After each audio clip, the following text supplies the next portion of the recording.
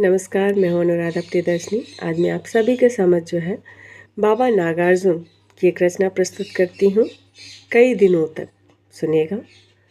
कई दिनों तक चूल्हा रोया, चक्की रही उदास। कई दिनों तक चूल्हा रोया, चक्की रही उदास। कई दिनों तक कानी कुतिया सोई उनके पास।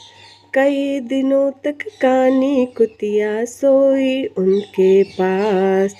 कई दिनों तक लगी भीत पर छिपकलियों की गश्त। कई दिनों तक लगी भीत पर छिपकलियों की गश्त। कई दिनों तक चूहों की भी हालत रही शिकस्त। कई दिनों तक चूहों की भी हालत रही शिकस्त। दाने आए घर के अंदर कई दिनों के बाद। दाने आए घर के अंदर कई दिनों के बाद। धुआं उठा आंगन से ऊपर कई दिनों के बाद। धुआं उठा आंगन के ऊपर कई दिनों के बाद।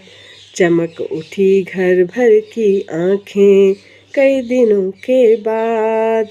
चमक उठी घर भर की आँखें कई दिनों के बाद।